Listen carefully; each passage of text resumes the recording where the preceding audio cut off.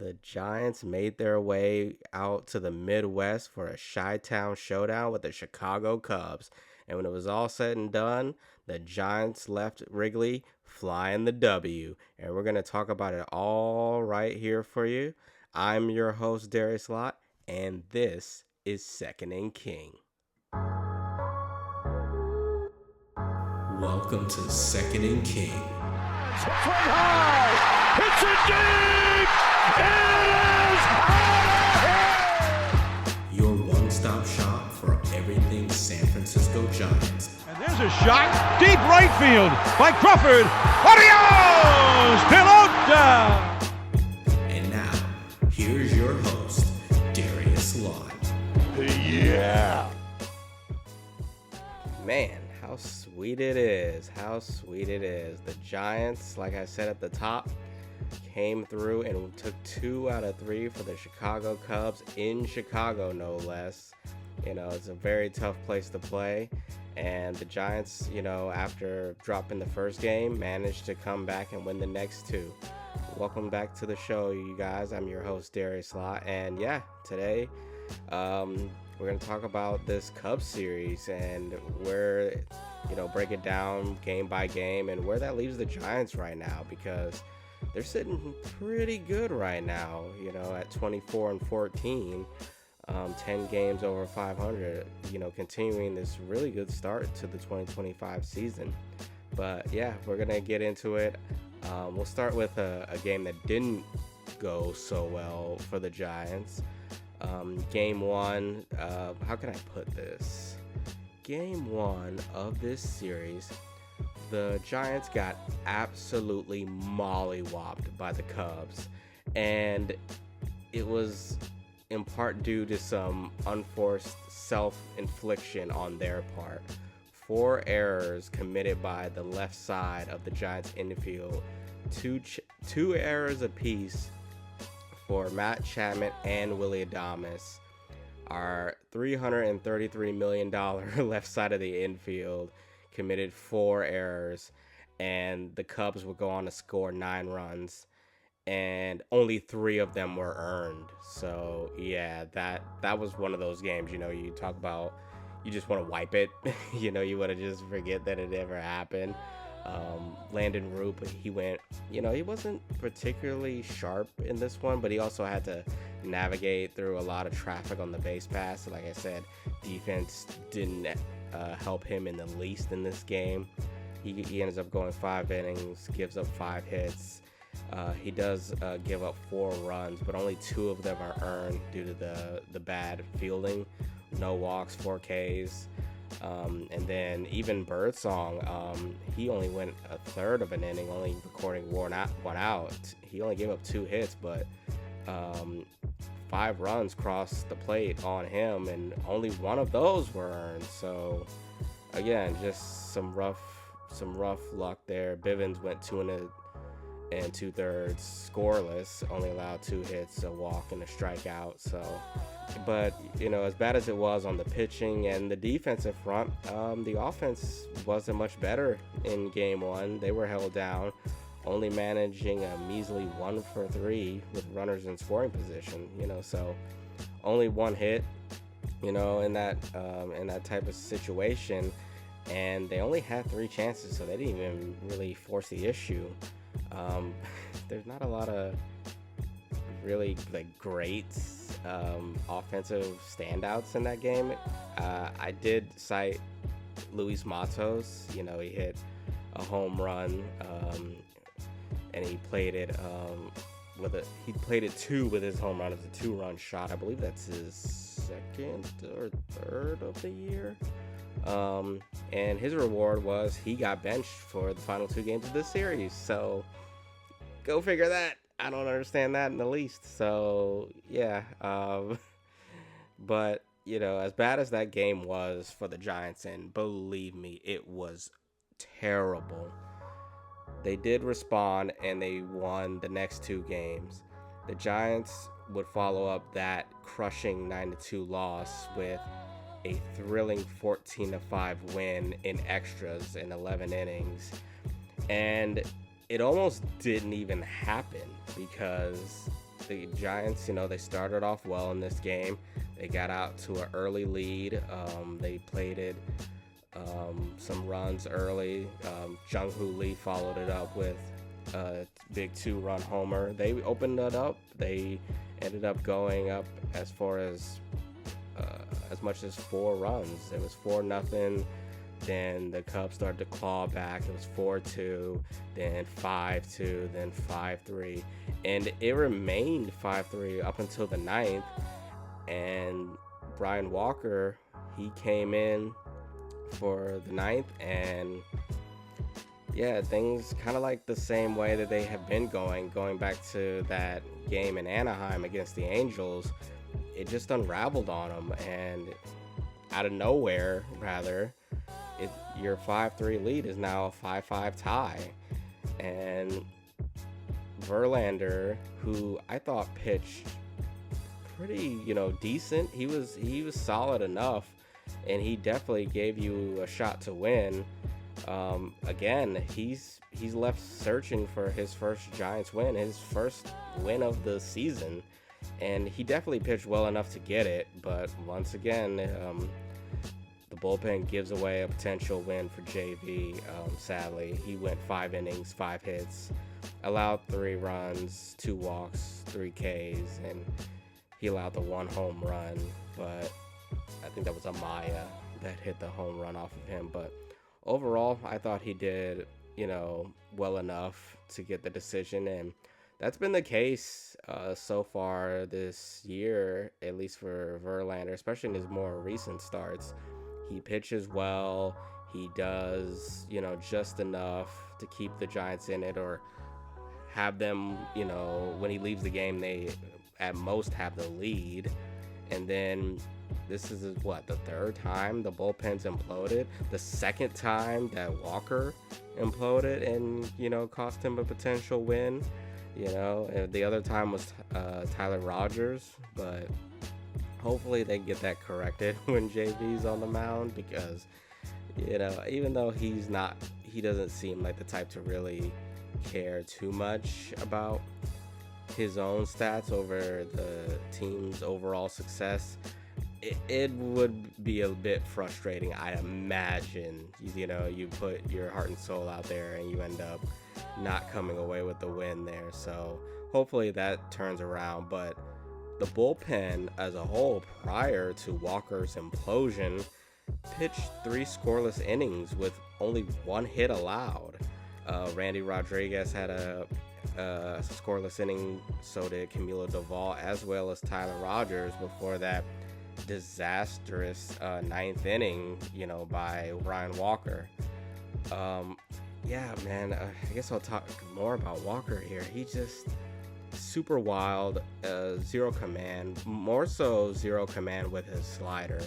The sinker still has, he can dot that and throw it for strikes as much as he wants, but it looked like he was really fighting the slider. There was a lot of just big misses, non-competitive pitches with that slider of his. So and Baumel removed him before he even had a chance to try and finish the game out and see if he can convert the save. But he was all over the place. He walked 2 batters. He walked PCA, and then he walked Carson Kelly, and that both of them come around to score to tie the game. And just an interesting note, when I was looking at Walker's stats, his FIP is 2.35, which suggests that he's pitched better than what his ERA shows. But regardless, it's not been good enough for the Giants and helping them win ball games, so yeah, maybe a good sign, but at the same time, you hope that he, starts to turn it around, because even if he's not out there closing games for the Giants, he's very valuable to them in that bullpen at the back end. So a confident,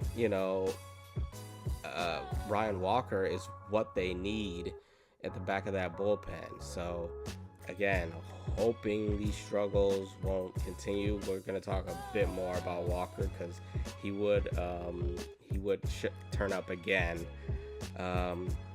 Eric Miller came in with 2 outs in the 9th to try and wrap it up for Bob Melvin after he lifted Walker, and he gave up the game-tying hit on the first pitch to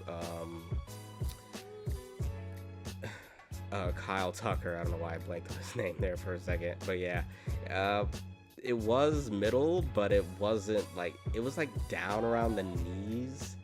Not a bad pitch, at least by my estimation, but it's Kyle Tucker, and he just came through there. You got to just tip your cap there. But what's important is that even though Eric Miller gave up the hit to tie the game, it wasn't his runner anyway, he got out of the inning and he made sure to keep the game tied. So he pitched an inning and a third, and he gave up the hit, but other than that, he was excellent, I think, in his relief appearance, and he was excellent in the series. Actually, not in the series, in this season so far. He's been excellent for the Giants when he goes out there. So yeah, the game's tied. The balloon, the air's been let out of the balloon. Giants fans are absolutely irate. I know I was too. I couldn't believe that we let this game go, especially after the way the prior night's game went. So I was like really hoping for a win to even the series, and have a chance to take the series the following day. So, and then it didn't look any better in the 10th because the Giants failed to score their ghost runner, their Manfred man, as I like to call it. So I was like, it felt like one of those Giants losses, one of those signature Giants losses that we have kind of became accustomed to, especially in the Farhan Zaidi era. Like, they just felt like a loss. You give up the lead and then you don't score in extras when you had a free runner. Game's over. That's it. So they failed to score their ghost runner in the 10th, and then they just erupt in the 11th with 9 runs.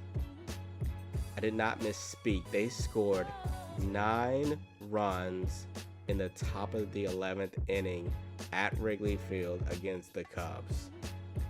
They scored a total of 14 runs on 16 hits, going a whopping 7 for 13 with runners in scoring position, while holding the Cubs to 3 of 13 with runners in scoring position. And there was a lot of history that came with that big offensive explosion in that 11th inning.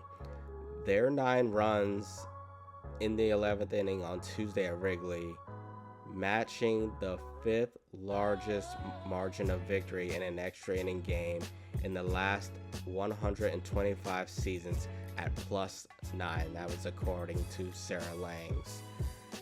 +9. So like, of all the years that data and stats have been recorded in this game of baseball, the Giants' big 9-run inning ranks 5th in terms of margin of victory. That's kind of crazy to think about. And that wasn't the only stat. Not only that, it is tied for the highest scoring 11th inning since 1900. The last team to score 9 runs in the 11th was the Padres on June 28th, 1994. And the 9 runs are the most scored in an extra inning game at Wrigley Field ever. Like, and you think about how long Wrigley Field's been around. So yeah, just what looked like a surefire win that turned into a potential bone-crushing loss, then turned into one of the big signature blowout laugher games of the year. So yeah, kind of crazy how that all turned around. And yeah, the guys went off in this game. Elliot Ramos, 4 for 5, two doubles, two RBIs. He he hit two of his doubles in that 11th inning. They're just crazy. They were saying double double, a little in and out reference for you. Yeah, he had a really good game. Jung Hoo Lee, I mentioned his home run earlier. He hit his fourth of the year, and then he also had a hit in that 11th inning as well. He played at three in this game. He was excellent. Scored two runs as well. Matt Chapman, he went 3 for 5, a double, a walk, two RBIs, scored two times. So, yeah, the Giants went hog wild there at the end and pulled out this win, man. And they needed it after the way things went on Monday.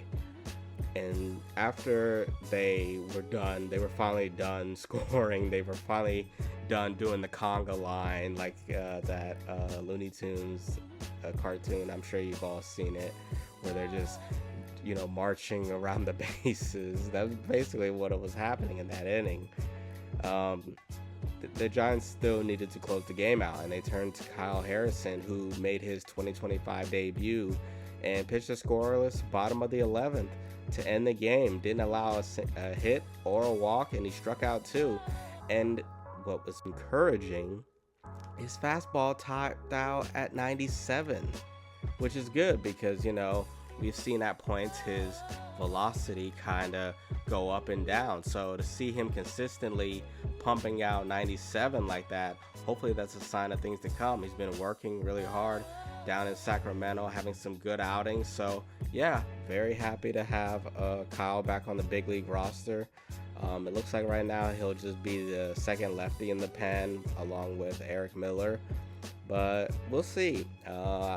Maybe he gets a more important role, I'm not sure.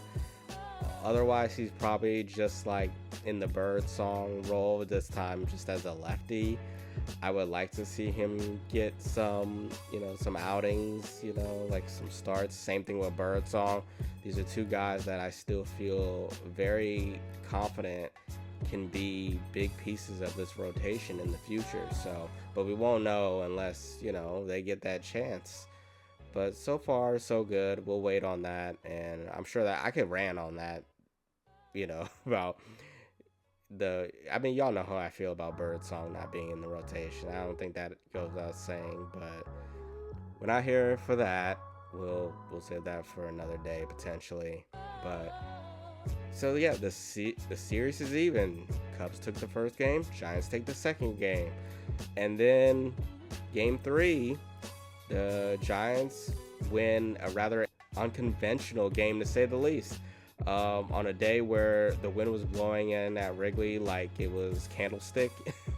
The offense was going to be hard to come by, and after the gauntlet that they played the prior day, they needed length from their starter, Robbie Ray. And Robbie gave it to him. He grunted his way through 6 innings of 1-run ball, going 6, only allowing 3 hits, 1 earned run, 2 walks, and 5 strikeouts. He gave you what you needed. He shortened the game after it was all hands on deck the night prior. Like, Bob Melvin practically used everybody who was available in last night's game just to get that win. So Robbie going 6 was huge, and he didn't look great, but he didn't look bad either. Like, he looked a bit more aggressive. He was attacking a bit more, and he's been looking that way his last few starts.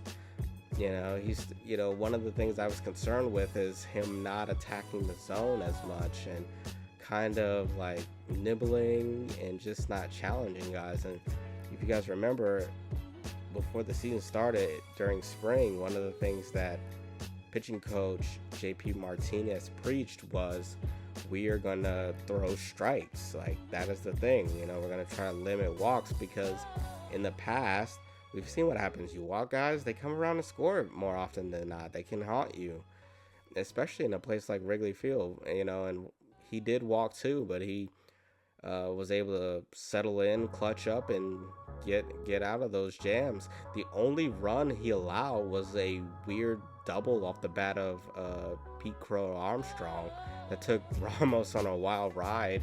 With the wind, it was like swirling and pushing the ball every other direction. He initially broke back, and then he, casually like broke in, and then he realized he had to get on his horse, and by then he couldn't make up the ground, and the ball dropped, and the run scored, and PCA was at second. But he was able to work through that, and then Robbie Ray didn't let it faze him. He got through it. He gave the Giants exactly what they needed today, and you can't say enough good things about that. And the bullpen again today, they were excellent. 3 scoreless innings. Duvall, fantastic. Rogers, fantastic. Now this is where it got a little dicey, or I was a little nervous, because Duvall pitched a clean 7th. I think he only allowed one hit, like one base runner. He walked a guy, and then Rogers had a clean inning in the 8th. And then it's like, oh my goodness, does that mean? Don't tell me. That's the thought that was going through my mind. Ryan Walker gets the 9th. There he was. He was warming up, right before the bottom of the 9th, and I was nervous. I was like, oh no, please. We got away with one the night before. Can we not? Can we not? But Bowmel put his faith in his guy. He put his faith in Ryan Walker again, and he gave him the 9th. And it didn't look good to start, because Carson Kelly hit a leadoff single. So like already the tying run is at the plate, and this is just like nightmare fuel for the Giants. Not only is the tying run coming up to the plate, but it's Justin Turner, infamous Dodger, longtime Dodger, absolutely hated by Giants fans for years. They can't stand this guy. And I was at a game a few years ago when he was on the Boston Red Sox, and he came up with a base hit that tied that game. And it was just, the fans were just livid and irate. They couldn't stand the mere sight of Justin Turner makes our blood boil. Can't stand this dude. Anyway. But yeah, Carson Kelly gets on. Justin Turner's coming up. He represents the tying run. And Ryan Walker falls behind Justin Turner. The count is 2-1, so it's like already a big pitch is coming up right here, 2-1. But he clutches up. He gets Turner to roll over on one. He grounds into a 6-4-3 double play, getting too much needed outs right there. And then just like that, boom, threat gone, stress gone. And then he gets Nico Horner to ground out to Chapman, and the Giants walk away with the win. So, boom, just like that. And then you just hope that Bowmel having confidence to put him out there again in the 9th, and then him facing some adversity with the leadoff man getting on, facing the potential tying run at the plate, getting him to ground into a double play, and then getting the final out.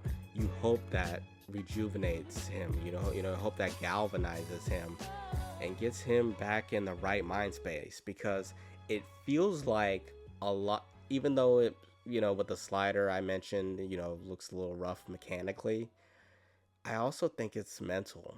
And Ryan Walker hasn't been shy about sharing his mental struggles, or like his just his personal struggles with his mindset when it comes to being a big leaguer, playing in the big leagues.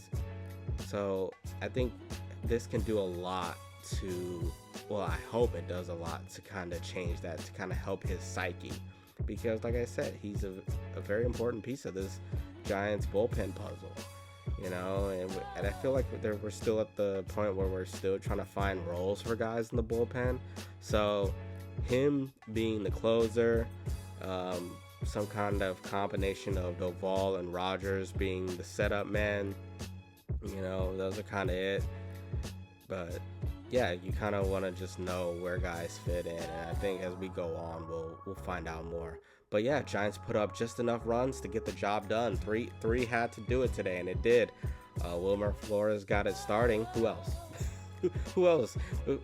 If nobody got us, Wilmer got us, and he got us going with a 2-out RBI single to get the scoring going at first, and then Lamont Wade Jr., who's been wearing it all season to start, he doubles in a run in the fourth, and that was 2-0. And then a little bit later, Christian Koss lined a single in his center field that scored a run. Wade was about to score. He was originally ruled safe, and then he was called out at home after a replay review. So boom, it was 3-0 Giants at that time, and they go on to win 3-1. Wilmer Flores went 3 for 4 with an RBI. Willie Adames 2 for 4 with a double and a walk.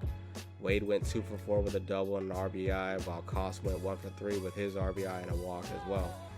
And with that, the Giants improved to 24-14, improving on their mark last season through 38 games by 2 wins. They were 22-16 through 38 games, but this stretch, this record feels a lot different because I don't know, you feel confident with this team sometimes. Like, yeah, they're gonna give you some heartache, you're gonna find some torture here and there. Hell, we had it in this series, for God's sakes. Friggin', there are times where you're gonna want to pull your hair out and you're wondering, what are you even doing?